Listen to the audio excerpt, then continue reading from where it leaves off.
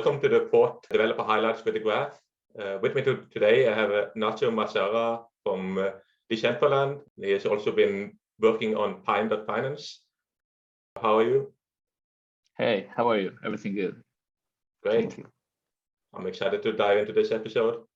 So we can start by you introducing yourself. What is your role in Decentraland and Pine.Finance? Cool. Sure. Well, I'm a software engineer, and right now I'm contributing to Decentraland, helping them building all the things ready to decentralizations. I've been participating in all of the smart contracts for Decentraland, and we recently launched the collections in Polygon. So they are user-generated collections. We focus on wearables right now. So creators are able to do their own creations and create wearables based on them. So at Decentraland, they need a way to get all the information related to this collection because each collection is a smart contract. And in order to get all the information for the collections, we take the approach using the graph for using templates. So if you want, I can show you a little bit about how we use those templates to get all the dynamic collections that the users are being created. Yeah, that would be awesome. Okay, I will share my screen. To show you a little bit about the collections, how they work. We have a collection factory, that factory is in charge of deploying collections. Each collection, as I said, is in a smart contract. So the first things that we did is to have in our well, we use this template to handle different networks first. So that is why we use that template, that YAML, instead of the YAML one, because for each network we have different settings. For example, for mainnet we have these addresses and these starting blocks, and also for Marik, Mumbai, and Robeson, which are the dev networks that we are using right now. So coming back again with the template, we first define the data source, which is the factory, which is in charge of deploying or creating those collections. And also for every collection, this contract emits an event, which is the proxy created one. So then scroll down a little bit, we have this we have the templates, and the first template that we have is the collections. We have this collection v2 because it's the second version of the Decentraland collections, and we have all the events that we are like hearing right now or getting info ready to the collections here. And also we are fetching collections for the collection P1, which are simple RC7021. But let's focus on this one. So every time a creator creates a collection, they hit or they call the factory, which is the definition that we have right now. And the factory itself has emits this event, which is the proxy created, and based on that we start creating dynamic contracts and start hearing dynamics events for the new collection. So if we went to the handler itself, we will see that we have this handler, which is a handler collection creation. We hear for this event, and once for every event created by this handler, we initialize the template here, and then we start getting data for the collection itself. We bind the contract here So we can start doing some calls to them, like the name, symbol, and things that the event doesn't have. The event only has the address and the salt that is being used. And well, this is how we start like hearing. Once we do the save here, we start like hearing from. Sorry, like once we do the create here, we start hearing events for this template. And the first thing that we do with this template or with this collection is just to start like creating the collection itself with its own entity. Then after this collection is created, we also have this in the schema we have an entity that help us having totals for everything. Like we have the total amount of collections, we have the total amount of items, we have the total amount of NFTs, we have the total amount for orders, things like that. So to not computing them off chain or to doing some like queries, specific queries, or to fetch everything, we use these countings that help us having like easy metrics and really fast. So well, once a collection is created, as I said, we initialize the template, and as you may already know, once the template is initialized, we start like hearing all the events that are set in this section. As you see here, we have the collections we choose, and we start like hearing all of these events. We are using the same handler, the same handler file, but this event, this one, and the other ones are all for the template itself. We have no control about the collections being created by the user, so we needed a way to, after hearing an event, we need to start fetching all the information about that collection, transfers, changing things related to permissions, roles, changing the metadata of an item, something like that. How is that used in Decentraland? Cool. This is one of the Decentraland apps where you can create collections. And this is a collection that I made as an example, which is Nacho Collection 22. And this collection has only one item. And the users, once they have the collection ready, they will click this this button, and they will see a pop-up saying like they're about to publish the collection, that this item cost 500 mana. I don't have mana right now here in this account, so once I click next, the collection is being deployed to the network, to the blockchain, and this is when the proxy event is being, when the proxy created is happening. Let me show you an example. 3 hours ago, this event was emitted, and the address is this one. And for example, if we go to the collection subgraph, we can say, okay, where ID is equal to this one.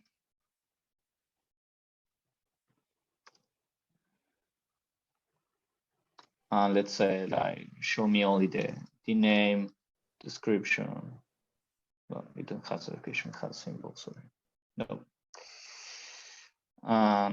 Well, we can see that this is the collection that was already deployed and is being indexed by the graph. I can show you something. We have these URNs. Using the URN, I'm going to be able to simulate that I own all the items of the collection. And for example, if I go to my if I go into the backpack and I go to collectibles, I'm able to see this wearable, which is the one created, and this wearable is being fetched directly by the subgraph. So we have this this information that I own this this wearable, which is something fake because the explorer is only doing the query of, hey, take the return only the URN of this collection, because this is the one here in the URL, and based on that, it gets all the items from that collection, and the files are stored in something that we call Catalyst, which is like decentralized nodes that different users are hosting. How did the Decentraland user interface use the data from the graph? Okay, I can show you an API that we have. Cool. Let's use this, for example. As Decentraland runs in Ethereum and also in Polygon, we have an API to fetch our subgraph. That API is like an orchestrator that get data from the mainnet subgraph and the Polygon subgraph, merge the data together, and responds that to our UIs. So we use this API, which is the NFT API, and in this query we are getting the first 1,000 items from my account, and here you will see that we get this data that is the same that we have in our subgraph, plus some specific thing like the network. And well, this is ready to parcels, but this is maybe ready to, let me share this address. Okay, this should be the NFTs. Sorry, this is the important one. We can see here the different NFTs that we have in the subgraph. I will later show the query in the subgraph itself, but let's see this one. For example, this is the NFT with this ID, and if I go here to the subgraph and do the same query, I will get, for example, metadata, wearable, name, description. Let's use, for example, the owner.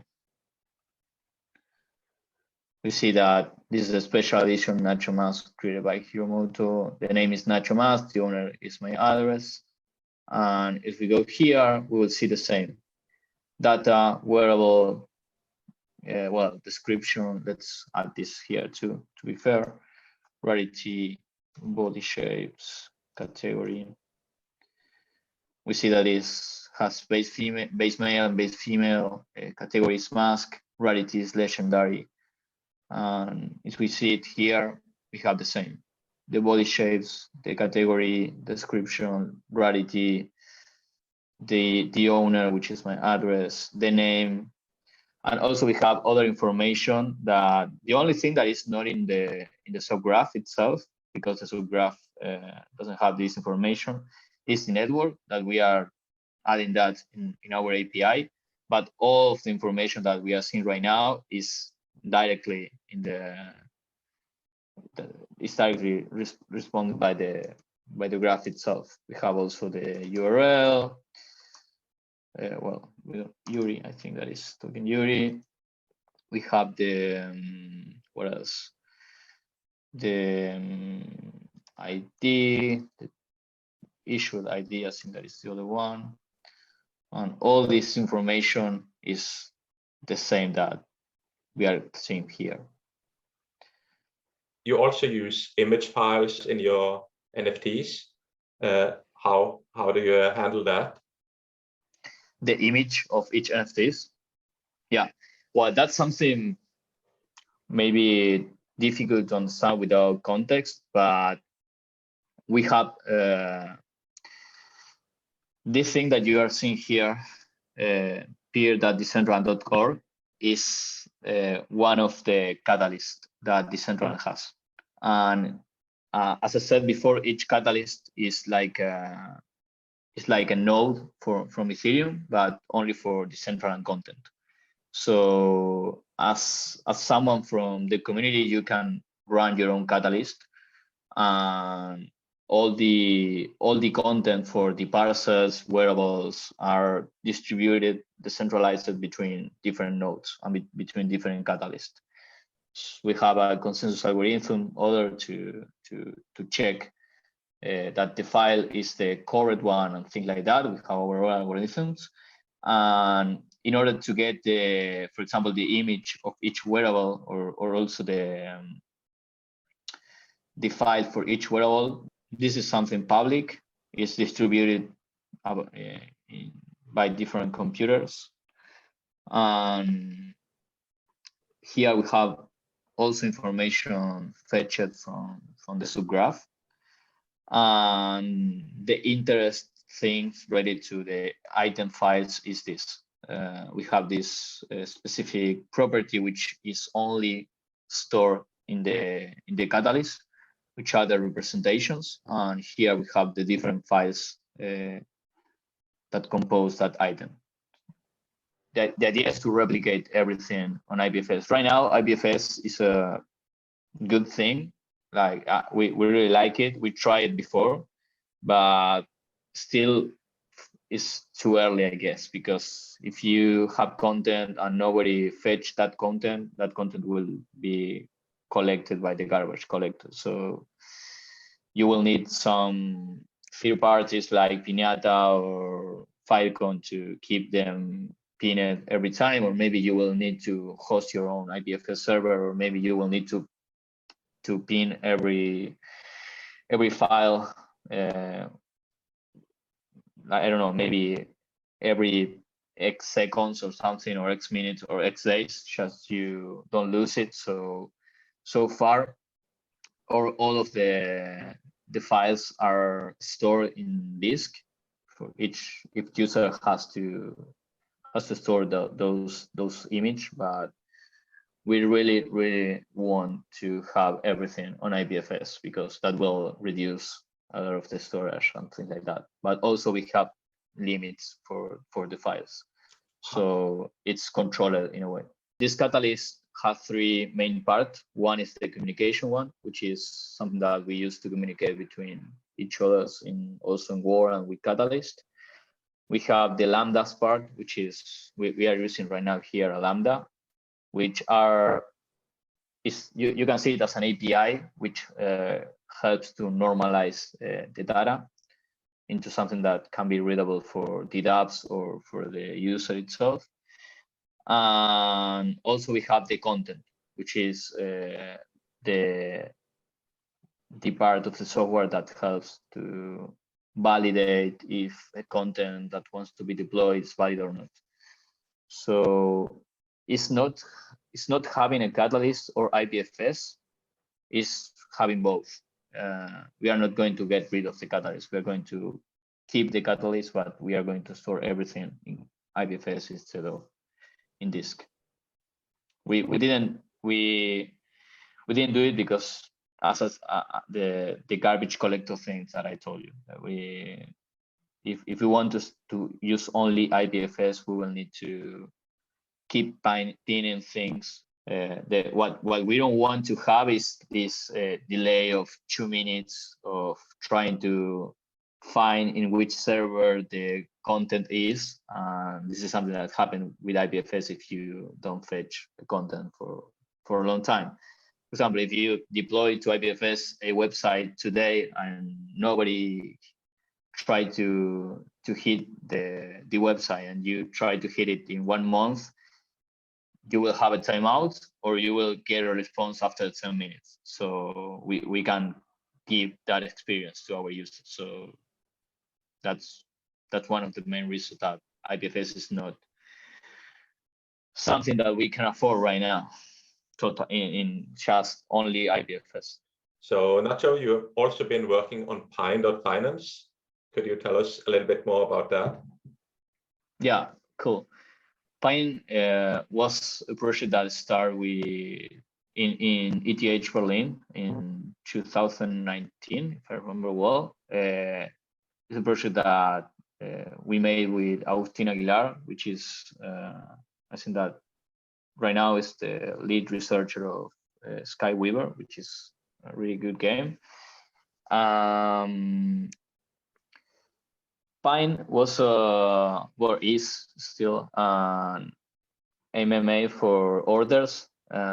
We started creating limit orders on top of Uniswap, and then we start creating limit orders on top of any DEX around. And we use at that time something that was pretty new for Ethereum, which was the Create2 to create deterministic contracts. And we take advantage of that to start creating orders and each order was a new contract, a deterministic contract that was only deployed once the order will be executed. So doing this, we only need one transaction to create the order. So once the user wants to create an order, they need to just transfer the token to an address, and that address will be the deterministic one that we use to store the order. And once the price of the token reach the setting or the limit that the user set, the order will be executed.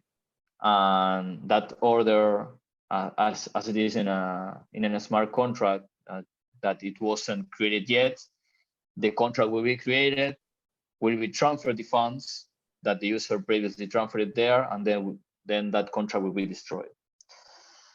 So I will show you then, at least, for example, a transaction about creating an order and executed one.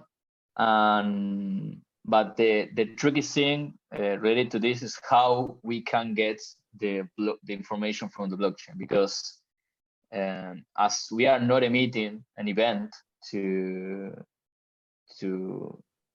for the other creations, they are just transfers. Like I transfer, I don't know, 10 mana to another address, and that's all. We don't have a way to know if that was an order or was a simple transfer. So we use extra data on each transaction. That data is just simple hexadecimals that we attach at the end of the data itself. You know that when you send the transaction, you have the different properties: to, from, gas price, data, and the signature. And we append extra data to the data property for the transaction, and that data is not being coded by the AVM. So that data is stored in the blockchain tree itself, and we use the graph to hear every RC20 transfer, and then we check the transaction input. And if the transaction input has that extra data, we are almost sure that will be a Pine order. Let's see the code, and I will show you how also we have filtered that extra data to know if that was a Pine collection or not. Can you see the code here? Yeah. You see the Pine one, right? Yeah. Okay, cool. The first thing that we did is to set this data source of an RC20 and the only thing that we were only hearing was events using the a generic API for an RC20, and we use this event handler for transfers. That's the only thing that we did. And also we use the Pine core contract, because every transaction, every order, which is for the pair ETH token, and executions and cancellations are can be fetched because we emit an event, but not for token to token or token to ETH. So the only event emitted for create an order was when the order was for ETH to another token, but when the order was for token or token ETH, we are not sure about that, because that was a single transfer. So we set the ETH order created event, the order execution, and the order cancellation. And well, this event handler starts using the RC20 handler here, which the only thing that it does is just to handle order creation by RC20 transfer. And we have it here, which is pretty cool. This is how a simple transfer looks like, with this only the function selector, which is the transfer 1, 2, and the amount. And this is the extra data that I had told before. And this extra data has all the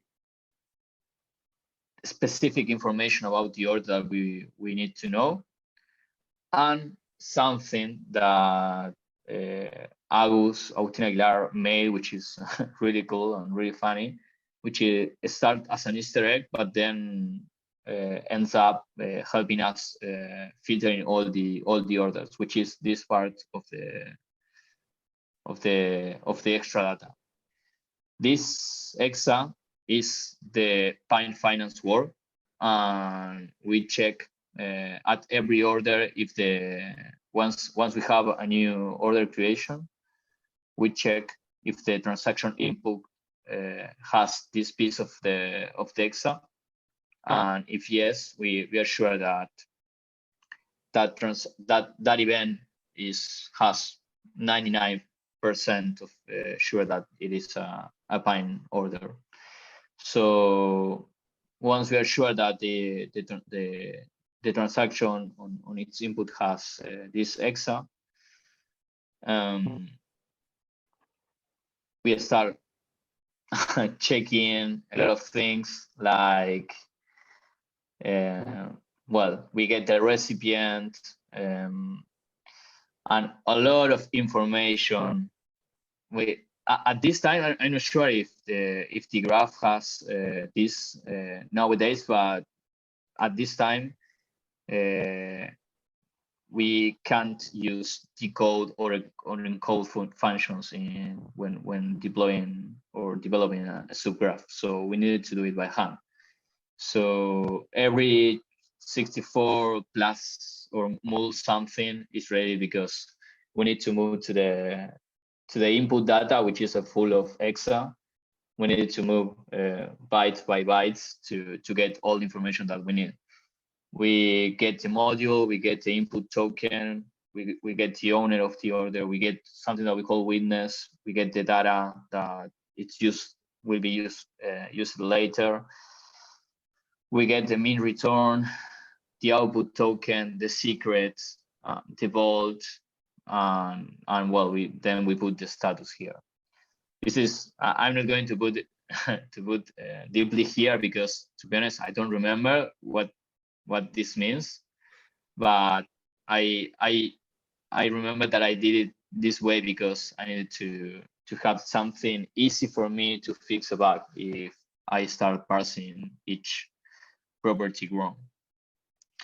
And well, we have the same for the ETH holder created data, but as it is an event, the event has this data, which is similar to the data that we append to every transfer. So I took the same approach of moving from bytes, 32 bytes up and down to get all the same information for the order. And then we have this 200, which is the order executed, that once the order is executed, we just change the status and add the executed transaction hash. And the same happens when an order is canceled. When an order is canceled, we set it as cancel, and we check if the order still exists or not here, because sometimes and I will show you, sometimes once the user tries to cancel an order, as the contract create this counterfactual smart contract and self-destructed, some gas is being refunded, but until the contract is being self-destructed, the user the transaction can consume more gas than the user set. So MetaMask can say, hey, your transaction will cost 10 gas, but maybe in the middle of the transaction, once the contract is created, the transaction achieved, for example, 15 of gas, and then once the contract is self-destructed, the transactions end up costing 9, for example. But if the user send the transaction with 10 and the contract created consumed 1 more gas, the transaction will fail. So this is why I bind the contract and check if the transaction is still there, if the order is still there or not. Let me show you this transaction. As you will see, here I said the transaction ran out of gas, the transaction was a success. But what happened is that the user set the gas limit to this value, and at some time, once the contract was created, it consumed more gas, so the transaction was a success, but it failed. Okay, cool. Here, this is an order from Uni to WETH, for example. And as you can see, this contract, the COHV8, okay, it received 1 Uni day before, like 100 days ago, and then 3 days ago, once the contract was created, he transferred that one value to this. If I remember well, this is the limit order module that we are using in Pine, and it's in charge of swapping the things. So once this contract only transferred the amount that the user sent before, we will see this transaction, and then the contract is destroyed. Well, this is the order creation transaction, which is just transfer with all the extra data we saw before, right? This is here is the normal transfer, and for example, if we decode this, we shall see this, like the 2 input of the transaction. But if we use ETH8 here, we can see this Easter egg that I told you before. That's we are using to get the transaction. So again, using the graph to do this, we were able to get all the orders super fast and to provide to the relayers that are hearing or fetching for the transactions a way to have all the data by hand, so they can execute the order whenever they can be executed. If not, the user will need to make the approve and transfer pattern for every ERC20 token. So that will cost one transaction for each token at least that will be the approved, and then they will be able to transfer without doing that transaction. But we doing that transfer was cheaper than using Uniswap itself. So this transaction was cost only $4. At that time, maybe doing the swap in Uniswap cost your time to be like looking at the price, and then cost more ETH because you will the swap itself will move or will change more storage, and changing storage is costly, so will be costly for the final user. So doing the transfer has the benefits from the user in terms of they just will need to do one transaction, and that transaction will be cheaper than the swap itself, and also that the user then can forget about that order. That's the main benefit of using just a transfer instead of doing the approve and pulling the token from the user account. The other part of Pine.Finance are relayers. Relayers are servers or people that are looking for if an order can be fulfilled or not. So a simple algorithm could be just, okay, I get this order and the user wants 3 ETH to swap 1 uni, for example.